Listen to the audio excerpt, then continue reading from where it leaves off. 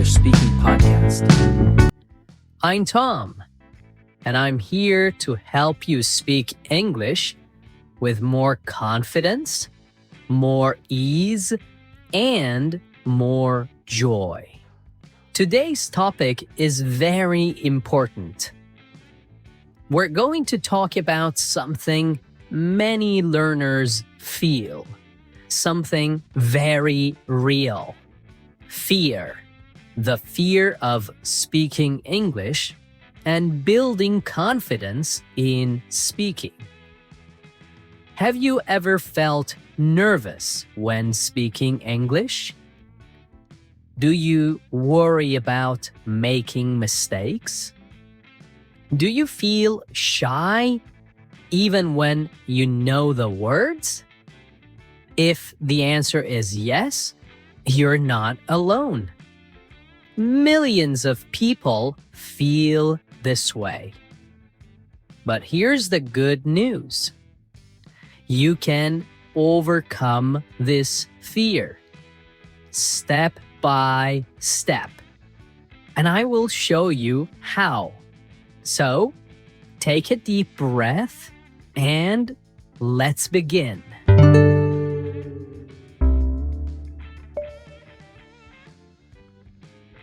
Alright, fear is a big word, but it's also a true word. Many learners don't just feel a little nervous. They feel scared. They feel shy. Sometimes they feel stuck. Like something inside them is saying, "Don't speak, don't speak." Have you ever felt like that? It's okay. You're not alone. So, why do we feel this way? Why is it sometimes hard to speak English? Let's look at some common reasons. Maybe you think like this too. I'm afraid of making mistakes. You might think, what if I say the wrong word? What if my grammar is not correct? What if people laugh at me? These thoughts make you feel small. You want to be quiet. What if they don't understand me? What if I have to say it again and again? So maybe you say nothing. Here is another thought. What if I sound silly?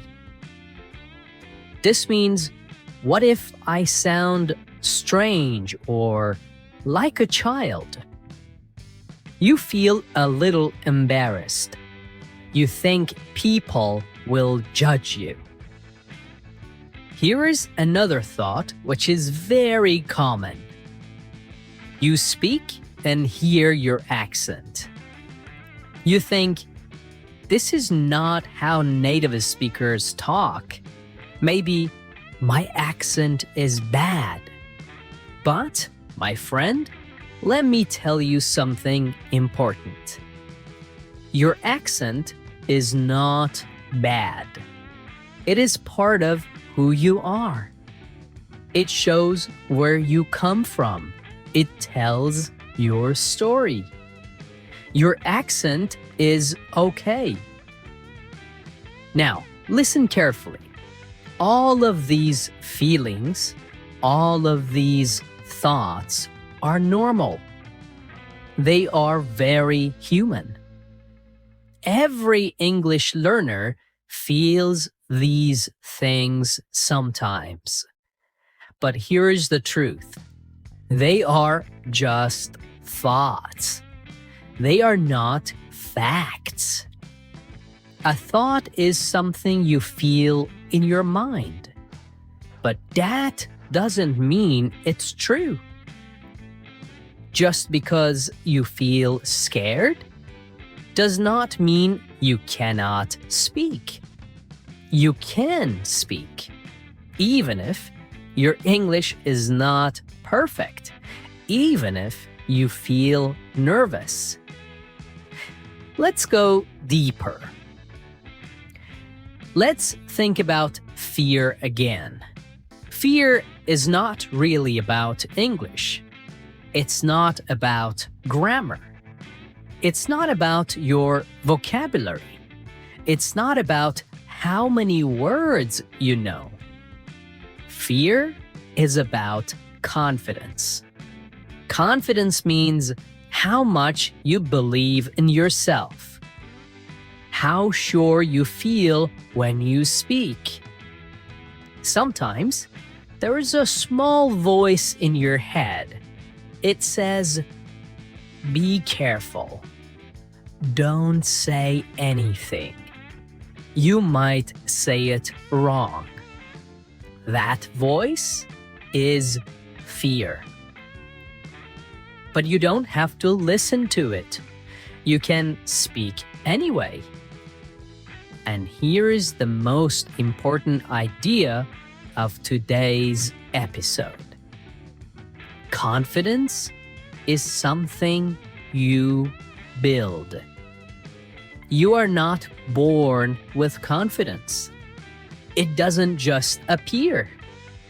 You build it by trying, by speaking, by doing it again and again. Think of confidence like a muscle in your body. If you use the muscle every day, it gets stronger. But if you never use it, it stays weak.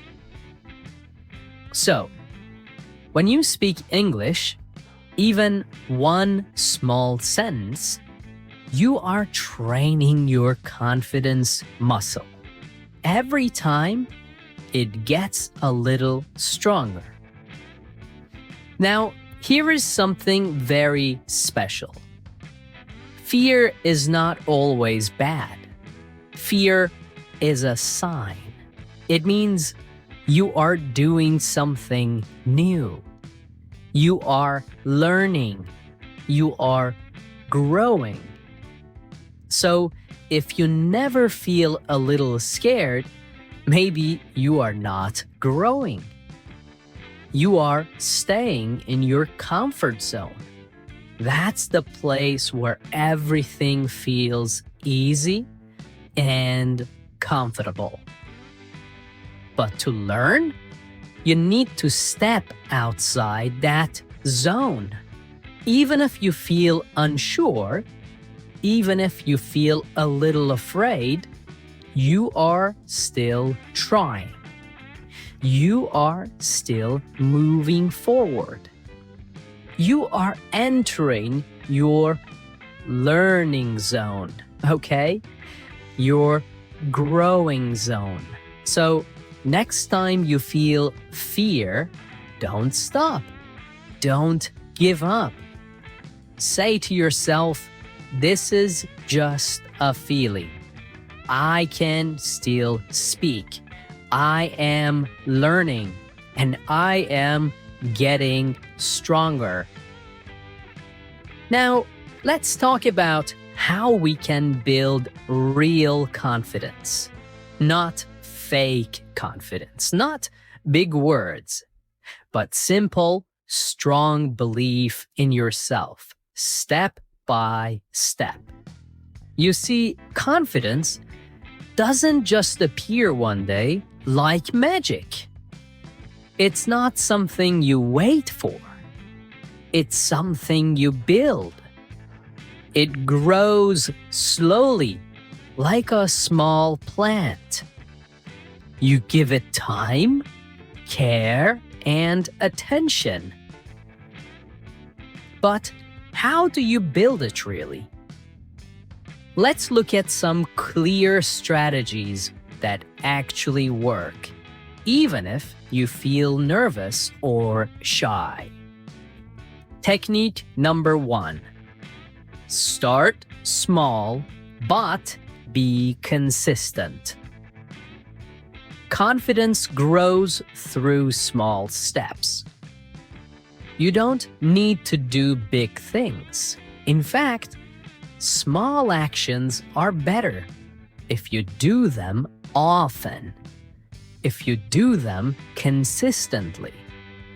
For example, speaking for just 1 minute a day, thinking in English for 30 seconds, saying a sentence quietly to yourself. These actions feel small, but they are powerful. Why? Because they build a routine. And routines help you feel more comfortable and safe.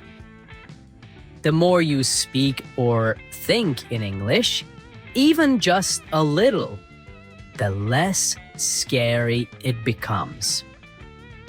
It feels more normal, like brushing your teeth. You don't think about it, you just do it. That's how confidence starts, by making English a part of your daily life. Step number 2. Understand that mistakes are part of learning. One of the biggest reasons people feel afraid is this: they don't want to make a mistake. Okay, but let me tell you something important. Mistakes are not bad. They are part of the process. Think about babies. When they learn to walk, they fall many times, but they get up again. It's the same with speaking English. You will make mistakes, and that's okay, because each mistake is a step forward, okay? Each mistake is a step forward. You learn something new. You remember better next time. So don't try to be perfect. Try to learn from mistakes, not fear them. Mistakes mean you are trying. You are growing. Step number 3, or technique number 3. Don't wait for confidence. Make it. Create it, okay? Many learners say, I will speak when I feel ready. But this, my friend, is a trap. If you wait for the perfect moment, you may wait forever. Okay? You may wait forever. Confidence does not come first. Speaking comes first, and confidence comes after.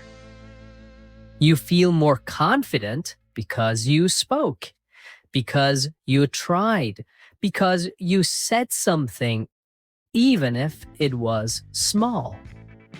It's like building a house. You don't wait for the house to appear. You build it brick by brick. Confidence is the same. You create it, one sentence at a time. All right, one last strategy, maybe the most important. Be kind to yourself, okay? If you speak English and feel nervous, it's okay. If you forget a word, it's okay. If someone doesn't understand you, it's okay. Don't say, I'm terrible. I can't do this. Instead, say to yourself, I'm learning. I'm trying. I'm getting better. Self-kindness is the fuel of confidence, my friend. It gives you the power to keep going. Because confidence is not loud. It's not fast. It's not perfect.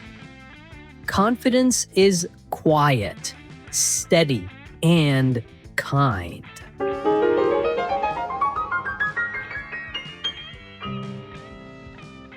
Okay, now that we have talked about how to build confidence, let's talk about the things that destroy confidence. These are the confidence killers. They make you feel small. They make you want to stay quiet. They stop your progress in speaking English. But here's the good news. You can beat them. You can learn how to protect your confidence. Let's look at the 3 biggest ones. Confidence killer number 1. Comparing yourself to others. This is a big one. Maybe you have done it. You hear another person speak English, and you think, wow, they speak so well. I'm not that good. Their English is better than mine. I will never be like them. This is called comparison, okay? Comparison. And it's very dangerous. Why? Because when you compare, you forget your own journey. You forget how far you have come. You don't know the other person's story. Maybe they've studied English for 10 years. Maybe they live in an English-speaking country. But your story is different. Your path is your own. So, how to beat it? Compare yourself to yourself, not to others. Ask, can I say more today than I could last month? Do I understand more this week than last week? Am I trying, even when it's hard? If the answer is yes, then you are growing. And that's all that matters. Confidence killer number 2. Negative self-talk. This is the little voice in your head that says bad things. You try to speak English and the voice says, that was wrong. You sound stupid. You can't do this. This voice is not your friend. It lies. It tells you things that make you feel small. But here is the truth. Everyone has this voice sometimes. Even confident people. Even native speakers. The problem is not the voice. The problem is believing it. So, how to beat it? Speak to yourself the way you would speak to a friend. We are kind to our friends. We are patient with them. Say things like, it's okay to make mistakes. I'm learning every day. I'm doing my best. The more positive your words, the stronger your confidence becomes. All right, and here is confidence killer number 3. Speaking only in safe places. Many learners only speak English in class, or only when they feel 100% ready. They wait for the perfect time. But real life is not perfect. Real conversations are not perfect. If you always stay in your comfort zone, you'll never grow. It's like staying in the shallow water. And never learning how to swim. Now, how to beat it? Try small, safe challenges outside your comfort zone. Here are some ideas. Say hello or thank you in English in a shop. Ask a simple question in an online group. Send a short voice message to a learning partner. You don't have to speak in front of a crowd. You don't need to talk for 20 minutes. Just take one small risk every day. And with each step, your confidence grows stronger. Okay, and here is the final point. Confidence is like a small plant. You must protect it. Don't let comparison, negative thoughts, or fear stop you. You are building something beautiful. So be proud of your journey. Celebrate your small wins and speak with courage, even when it feels hard. Thanks for listening, and thanks for learning with me.